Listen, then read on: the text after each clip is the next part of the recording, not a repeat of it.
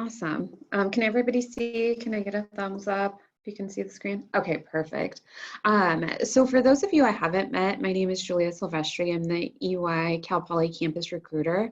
I've been focusing my recruiting efforts at Cal Poly over the last like 7 to 8 years. So it's been a while, but I'm definitely very familiar with the campus and during COVID, that's the one thing that I miss is being on campus and being in SLO. It's been like a second home to me. So for those of you who are there, I'm super jealous. That said, we're going to spend a little bit of time today kind of talking about building your brand. I know like in this virtual environment, it can be challenging, but I think what you'll see is that you would do it the same way that you would if you were in person. So with that being said, I'm going to go ahead and turn it over to Rico, and he's going to get us started here. Awesome. Thanks, Julia. Well, I'm really happy to be here today. Thank you for inviting me to the event today. And just by way of introduction, my name is Ricardo Contreras. I go by Rico for short. I've been at EY now about to hit 8 years now at the firm. So I started off in Merced, California. Raise of hands. I grew up in Merced. Does anybody know where Merced's at? Hands up, maybe. we got a UC now, guys, so we're pretty big now. We're a big deal now in Merced. So like it's been awesome to see that. But I went to junior college for 2 years, and then I decided to transfer to the Bay Area for school, and that's kind of how I got introduced to EY. And I started my career there with a tax internship.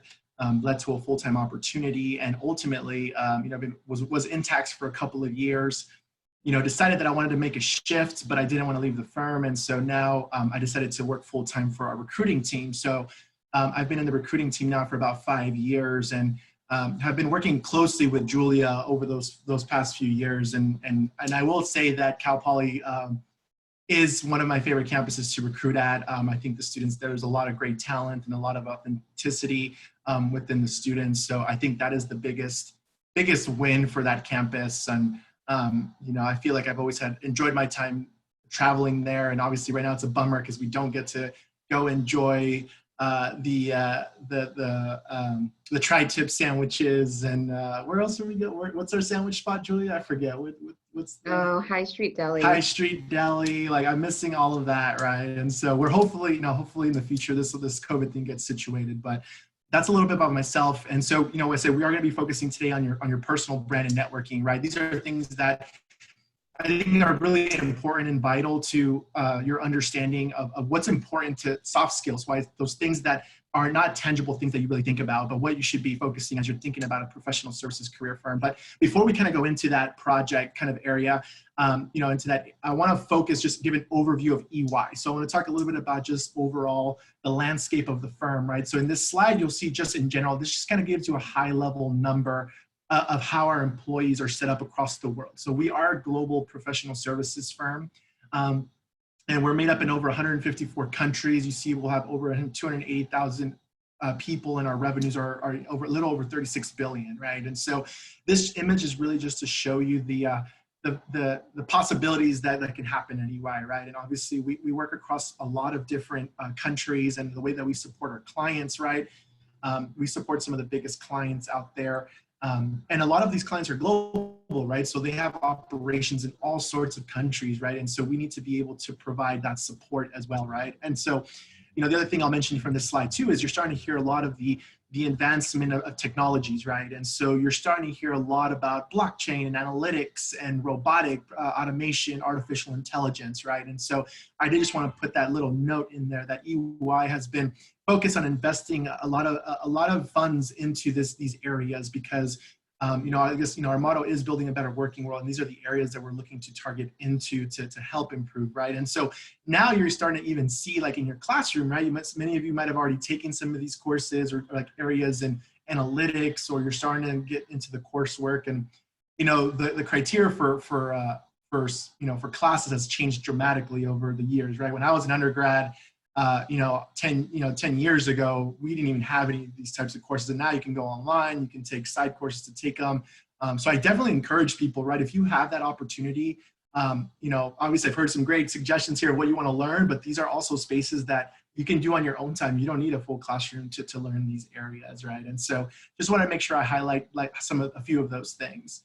So we go on to the next slide. I do want to talk a little bit about the service lines, right? And so I'm just going to give you kind of a high overview kind of on each service line, not too much in depth, but I'll have time for questions at the end if you have any specifics. But these are the 4 service lines that primarily that we recruit for here at EY, right? These are kind of our bread and butter, kind of that make up our firm, right? And so when you think of assurance, right? So audit, there's different names for it, but it's audit assurance, right? So the easiest way I explain this to students is think of yourself as kind of the investigator, right? Your job is to go into these public companies or private companies to understand what they're putting into their financial statements, right? So they're creating balance sheets, they're creating quarter ends reports, right?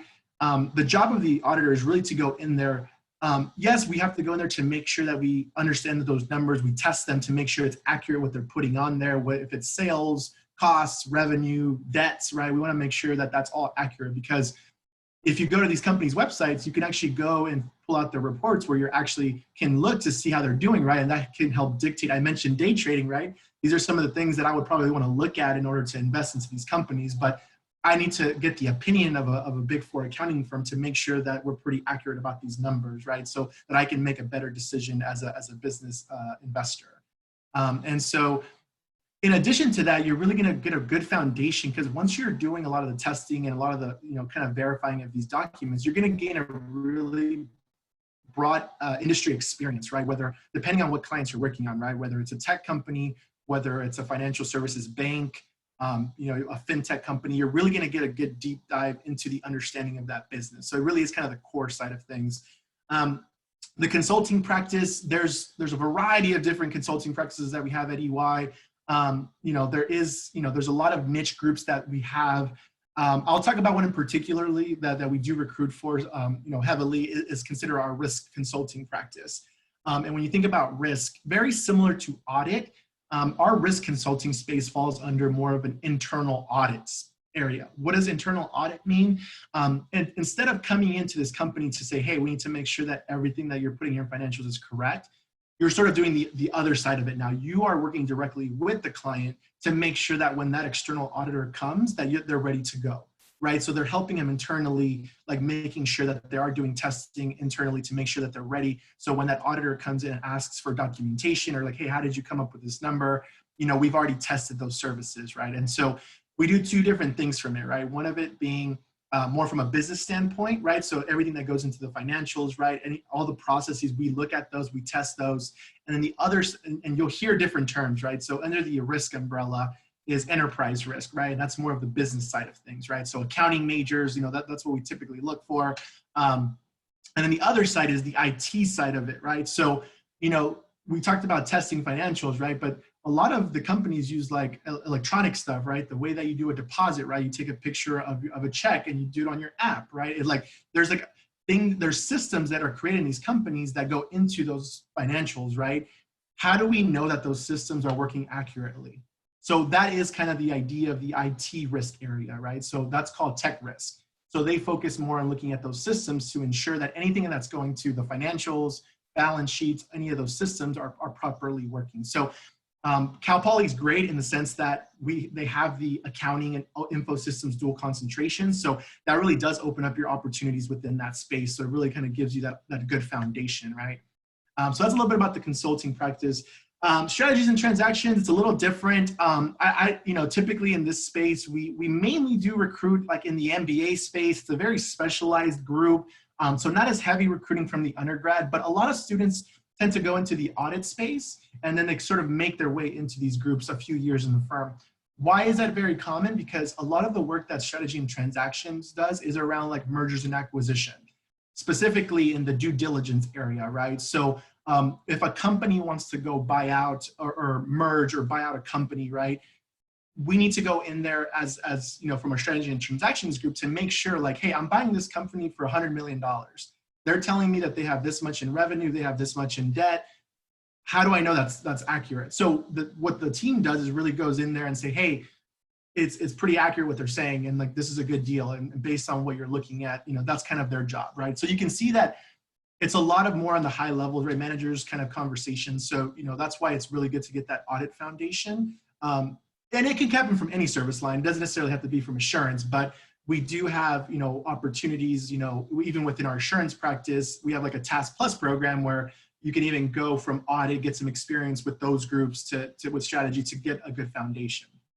The last but not least is the tax group, right? And the tax effort is, we do a lot of different services in the tax space, right? So we do anything from tax compliance. So we help support some of the biggest clients out there. We do a lot of compliance around creating their tax returns, right? Whether it's from a federal standpoint, whether it's from a state and local standpoint, because a lot of these companies, right, they're operating in every state, right? And every state has different rules. And the state, Illinois is different from California and New York, right? And so these are some of the things that we provide services for. But we also do a variety of other things within the tax practice, right? So we do a lot of tax provisions is a big space for us as well. What's a tax provision?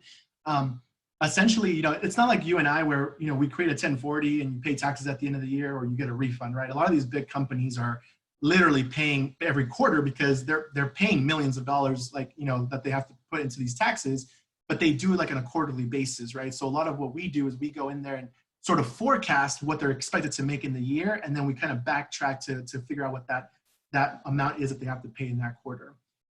We also do a lot of advising around hey, I'm X company and I'm thinking about putting investments, or I want to move my operations to Ireland, or I want to move to a different country.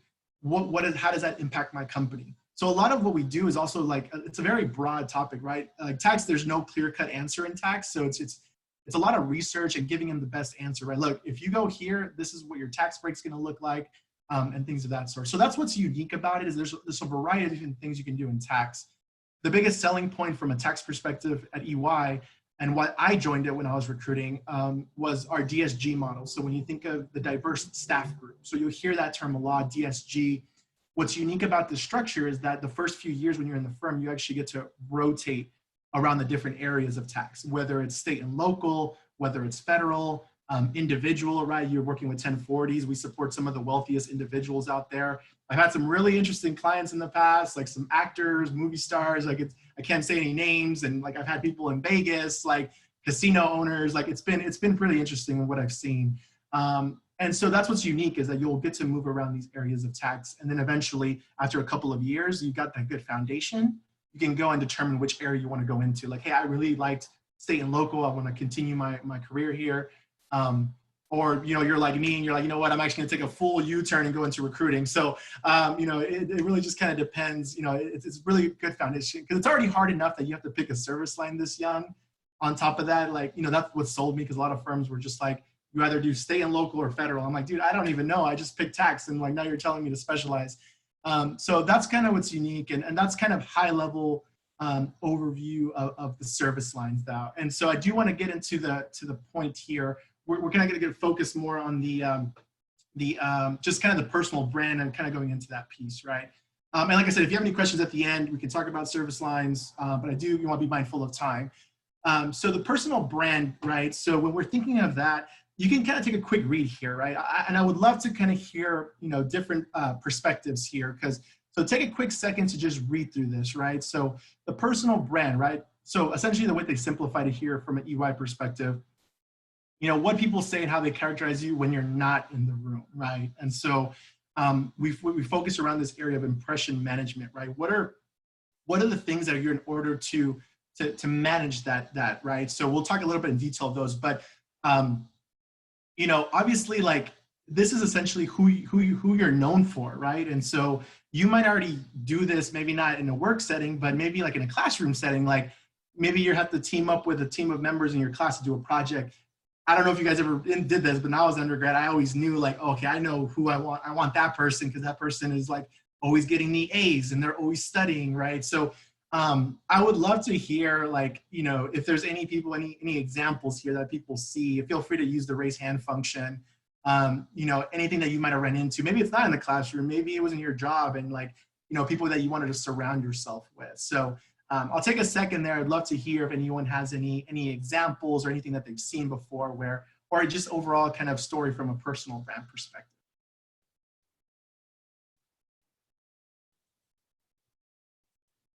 Don't be shy, because I'll call on you too. I have no problem calling on you.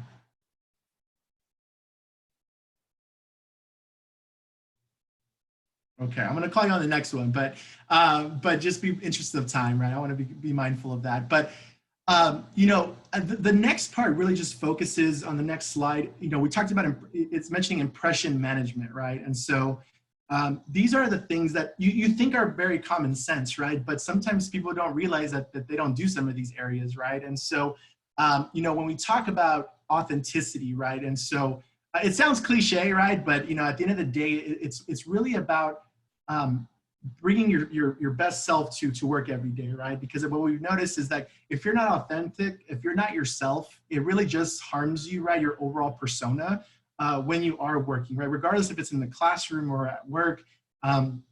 There's a great example that you can talk in Google. You might be able to see it. It's around like this great story that one of our leaders talks about. The peacocks and the penguins. It's a great story. It's like basically where like the peacock is very like shy because he's around all these penguins and like he puts his feathers down, so he just doesn't feel right. But that really harms that person, right? And so that same concept can be used in the real world, right? Like I feel like if you can remember a time where you might have gone to an event or somewhere where you feel like you didn't belong or you just felt like a little bit nervous. But at the end of the day, we want you to be able to feel comfortable. And that's kind of the environment that EY focuses on, right? We want you to be your best self and bring your authentic self to EY every day. That is something that we promote heavily. And professionalism alone, right? And so, that's also very important to us, right? We're a professional services firm, right? So you are working with clients, you are talking to their executives sometimes, right? With your teams, right? You're talking to their CFOs, right? In conversations. So we do have a set expectation that you do need to bring, be authentic, but the primary key here is also making sure that you are being professional, right? So, your demeanor, the way your mannerisms work, right? Those are things that you need to be mindful of, right? As you're thinking about when you are connecting with professionals or even at a career fair, right? When you're talking to professionals and just like in general, right? For us, we can see those things, right? When you're like, maybe you're not dressed with professional attire or like, and you might be the great person, right? But we're not, it's those perceptions, right? Perception is reality at the end of the day, right? So keep being mindful of those things when you're thinking about professionalism. And the final one is, obviously awareness. It's important, to be observant of the actions, right? And what's going on around you, right? Know that you're always being evaluated, you're always being analyzed, right? By people, right? So whether, like I say, it's in the classroom, it's every day, right? So just being mindful that you're aware of those things. So these are some of the things to focus on, right? To think about in terms of like, as you're thinking about impression management and how to continue to build your brand. The next slide, this is pretty interesting because we've been getting a lot of questions of like, hey, Rico, we're in a virtual world now. COVID, who knows when this thing's going to be over? How do we make impressions during this virtual space? How do we do this, right? And so, obviously you'll see here kind of like the connectivity of in-person versus virtual. The only real difference here, right, is like, yeah, we're not in person with everyone, right? We can't shake your hand at an event, get a chance to chat with you live. But now we're kind of in this virtual space, right? Because, obviously everything else is still relevant in the virtual space that it was in person, right? So smile, right? So like I see it every day. Like if I talk to a candidate and it feels like they're not in the conversation, you can tell very easily, right? Being very intentional, right? Setting up coffee chats. I think it's very important you have to be very active even more than now, right? Because now it's like, you connect with people on LinkedIn, be intentional about what you're trying to do, right? Hey, I'd love to set up some time to chat. Very similar to what you do in person, right? Always dress to impress, having the strong, confident posture. I think that shows a lot, right? Like even if you're in a Zoom call, like you can tell if somebody's like not fully in there, and things like that. And so eye contact, I think, is really important as well, right? Like even if I know it's weird because like, do I look at the camera? Do I look at the screen? Like, but just, make sure that it's a good form where you can actually make eye contact, or it feels like you're making eye contact, right?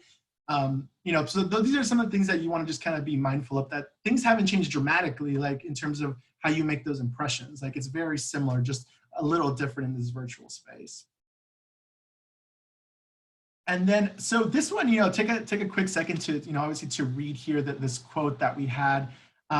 It's really important to build your network, right? And so a lot of people are like, Rico, how do I do that now? the fact that like I can't even see people in person. How is this possible? There's a variety of ways you can do that, right? And so, and again, I mentioned that you have to be very intentional. Like you would literally have to be the one that says, hey, I would love to set up some coffee chat, email. Can we set up, are you free next Friday? Like, can we set up a coffee, things like that. Because like I myself, for example, I just started an MBA program right now, right? And so I'm in this program and it's really tough to connect with other students. And that's the biggest part of an MBA program, is to build out your network, right? And so versus being in person, it's like very easily where you meet in the classroom and things like that. But I made it intentional, like to literally contact them via our Slack channel and just say, hey, X student, I noticed that you're in the tech industry. I would love to hear more about your perspective and what you do currently at your company. And it's literally being that intentional about it, right? People always say like, hey, go on LinkedIn, and you could do LinkedIn, right? Some people are active on LinkedIn, but it's just having that mindset that you have to be proactive about these things. Or even like, as Julia, as the Cal Poly recruiter, she's getting ready to have events on campus, or, from, in springtime, or even now, you meet a professional, but just don't close the door yet. Hey, like, can I get your contact? Let's stay in touch. I know we only had 10 minutes. I want to be mindful of everyone's time. So can we set up a 30-minute chat later on, right? So, just really focusing on the importance of it, right? And how even more now in this virtual space. And then going on to the next slide, obviously here, network connections, right? What does it mean to network, right? Like, I feel like people tend to, especially people in higher levels people have this kind of misconception that people, they just want something from me. Like, why are they connecting with me, right? So, don't come in from that perspective. Honestly, like, I think networking is a variety of different things, right? It's literally just to hear perspectives, right? And just hear different, like, let me hear about you. Like, I'm not looking I just want advice, right? And so, and just focus on the relationship building. Everything else will come after that, right? And so whether it is like an opportunity in the future, but I think it's just important to note here that network just doesn't mean like, hey, I need you to get me to the next place. It's more of just building those relationships at all kinds of levels. And the next slide will show, these are just kind of some suggestions about who should I put in my network, right? And so I think these are important things to consider when thinking about it, right? So you want a network of your own peers, right? Obviously people that you work with in the classroom, friends, alumni are a really good perspective. I'm sure as Cal Poly students, you might have access to alumni who are at Cal Poly, right? Or even there's probably like an alumni network you can reach out to, right? To hear about their careers. And I'm sure, if I know Cal Poly as well as I do, I'm pretty sure alumni will be just as happy to connect with you and hear from their perspectives. We even have alumni at EY who are Cal Poly who would love, to give their perspective and help you kind of, navigate through your decision. Because now we're like telling students that freshmen, sophomores, you guys need to know audit, tax, consult. You need to know what you want to do, which is like crazy because I'm like almost 30 and I still have no idea what I'm going to do with my life. So, just being mindful that, just hearing the perspectives, right? Just to kind of help you gauge the path. And then professionals, I mentioned that piece as well. EY, I think we do a good job of building relationships, but again, be very active in that approach, like being able to talk to those professionals, reach out to them, get their contacts.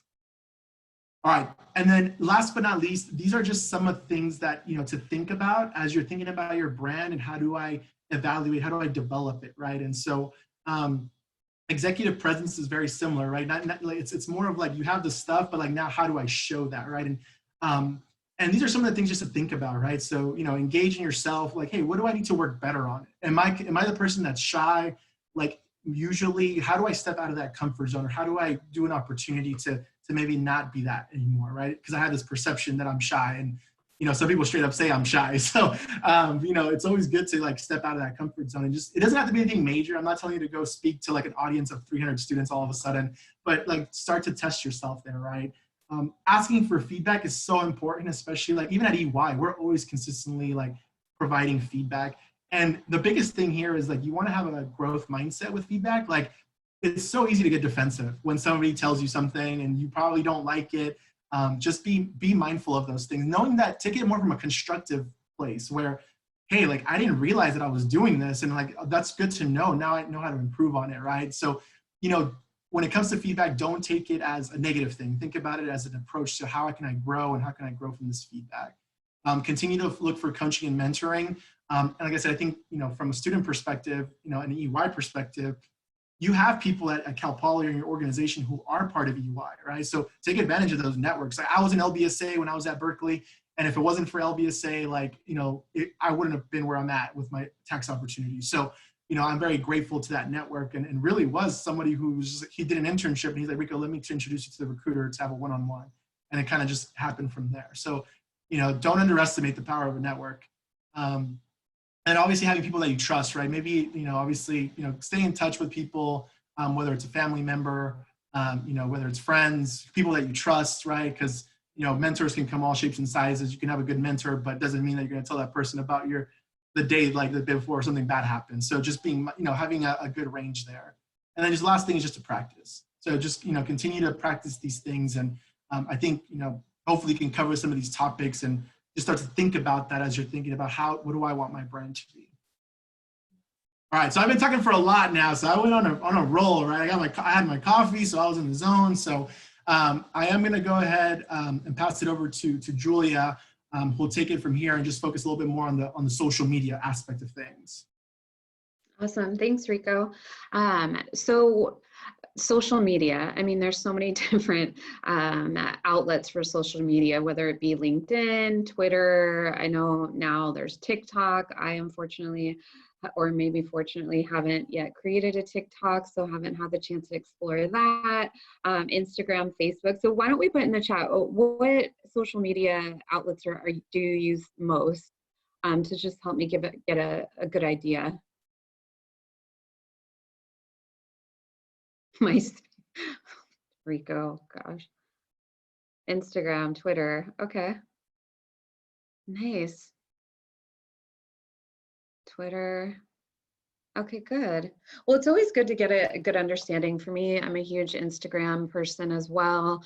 And unfortunately, I don't have Twitter because I was just getting a little, crazy looking at all those tweets that come in overnight. But I think the biggest one that I think all of the firms and professional services organizations are going to leverage is going to be LinkedIn. And so that's going to be one of the best avenues to really get your social media, to get your personal brand out there via social media. So making sure that you've got your profile updated, making sure you've got listed on there that you're part of LBSA, that you're part of Cal Poly. A lot of recruiters go in there and do searches and find candidates that way. It's also a good way to, put in and find a network of people that share your same interests. Like Rico alluded to, we've got a ton of campus ambassadors, alumni who you can reach out to, connect with, and they're really there to help you. I know I initially, out of college, didn't want to reach out to people because I kind of felt like, and maybe it was a cultural thing, but really felt like, oh, I don't want to bother them, they're busy, all of that stuff. But we bother us. We want to be bothered. We want to help you. People were in your shoes not too long ago. So now that's going to be one of the best outlets to really build your network, is going to be through social media, and more specifically LinkedIn. I will say the one caveat to that is going to be, if you're going to reach out to recruiters, do it via their email, because a lot of it gets lost in our LinkedIn messages as well. Yeah, that's a good point, Julia. And I will say, I also say, obviously from an EY perspective, LinkedIn is not our main source of how we recruit, right? We don't go in there, right, and try to see what's going on, to pull your application, right? We use our own systems to do that. But I also want to say, be mindful that some recruiters maybe are not as active on LinkedIn just because they don't go through that platform. So, don't take it as a negative if you reach out via LinkedIn and you're not getting a response, because sometimes recruiters are legitimately not on the LinkedIn to pursue, right? So maybe, like Julia said, maybe it is better to just get the contact direct email, because most recruiters are always on their email and things of that sort. So. Yeah, I will also add too, with LinkedIn, we're not going on LinkedIn to, it's not going to impact your application, but it is really going to be there just to, be a networking tool for you. So once you're on these platforms, create your original content. Feel free to share that, and then Also engage, and we've got a lot of different things on LinkedIn. I know that there's ways that we advertise different events on there. You can join groups that share your same interests, but really utilize that community to, do those things to find your network and engage with people that have your similar interests.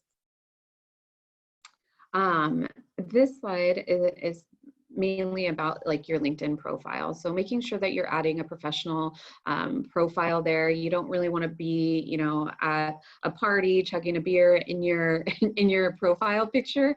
So make sure it's a professional picture. Fix the headline. Maybe do something that's a little catchy, that grabs people's attention. But again, not overboard, because like Rico said in his thing, still want to remain professional at the same time and make sure you're aware of your professionalism. And then fine tune your summary. So like, again, this goes back to any clubs, organizations that you're a part of. If you've been a president of a club, or you're, holding some leadership opportunity within that club, making sure that that's updated as well. And then we'll go to the next slide. Oh, so, sorry, my slides were very quick at the interest of time, because we do want to open it up to some questions, and I do hope that you ask questions, but wanted to quickly cover some of the opportunities that we have available to students. So currently, while our resume deadline was last week, I realized that you are all starting your 4th week of school and maybe, missed some deadlines, and everything happened so fast. Our career fair, the Cal Poly Career Fair, was the 1st week of school. So we are here to kind of let you know that we do still have opportunities. More specifically, the opportunities that we have available are going to be in assurance, which is audit, which Rico talked about. That is our biggest practice that we have. And most those roles that we currently have available are going to be in the Bay Area, so either San Jose, Redwood Shores, or San Francisco. And then we've got some tax opportunities as well, again, mostly in the Bay Area. And then we've got what we call a launch internship. And so what the launch internship is it's a rotational internship. So you would get exposure to assurance, tax, and consulting. You would get exposure to consulting if you had that information systems background. That said, there's different office tasks that each office has. I know, for instance, some of our launch interns worked on a marketing brochure. There's different types of things that you would do during the internship. It is a paid internship, and the requirements are that you're 2 years out from graduation and that you're concentrating in either accounting, info systems, or finance. And then for our assurance and tax internships, your graduation date would be June 2022, and you would be on the CPA track. So what that means is you would have the 225 units to be CPA eligible, and again, concentrating in accounting. I would encourage you to screenshot like the email. I would love to connect with all of you on LinkedIn as well, but like we said, don't send emails specifically to me on LinkedIn, because my inbox there is completely insane. But I definitely monitor my EY inbox. So feel free to send me an email, and we would love to consider you for an opportunity if you are interested in that. And then now we'll just kind of open it up to any questions that you might have. Don't be shy, like Rico said, we're here as a resource for you, and would love to engage in some dialogue in anything that we talked about. Anything? Julia, Hi, how long are the internships? Are they held over the winter or summertime? Yeah, that's a great question. So typically our internships are going to be summer internships. We do offer some winter internships. Mostly the winter internships that we have for Cal Poly students are going to be those who are going through like the tax master's program, because they require it as part of their curriculum. That said, we do have internship opportunities available, but I mean, as far as I understand it, if you were to do a winter internship, you would need to take you would have to take the winter quarter off if you would want to do that, because they are full-time internships. And what I would say is in the winter, it's a busy time, specifically, in assurance and tax. So you would really hit the ground running. And so you wouldn't be able to go to school and do the internship. You did make me want to kind of touch on a point, is that this past summer, obviously, we had to quickly pivot with COVID, and we were able to offer a 5-week internship to our interns. Typically, it's an 8-week internship, but what was best for the business and to best provide, our interns with a really good quality internship experience, we reduced it down to 5 weeks. That said, our interns got to, do client serving work. They had the opportunity to get a badge, which is a learning exercise that you have to put in. I think it's between 15 to 20 hours of learning. Some of our interns got badges in data analytics. There's a series of different badges that you could pursue. And then they worked on a project, which was really kind of cool. They got teamed up with interns from all across the country, and they worked to solve some complex issues for our clients. Which one of them was, Carnival Cruise Lines, like making recommendations on how to bring back the cruise line industry, after COVID. And after that, some of the teams presented some really great solutions that the teams were going to take to the client. So got to solve real life world examples, which was great. And our winter internship is going to be virtual, given, we're still kind of in this COVID crisis, if you will. While we hope that our summer internship will be in person, we haven't really determined that. But typically our summer internship is an 8-week internship. And if we do have to pivot to make it virtual, I think, we've taken some really good learning from our first virtual internship and can take that into the second one if we need to, and make sure it's a meaningful experience. But great question, Anna. Thank you. Any other questions? I had a question. Awesome. All right, it's relating kind of to your personal experience at EY. We just want to know how EY has made you feel kind of comfortable, like if you belonged or anything, like from your personal experience from COVID or like from the protests that were going on. And if you can tell us the cheese, if you can or not, it's totally fine. I don't want to get you fired. Like, how haven't they maybe, or how can they improve from your experience? Sorry.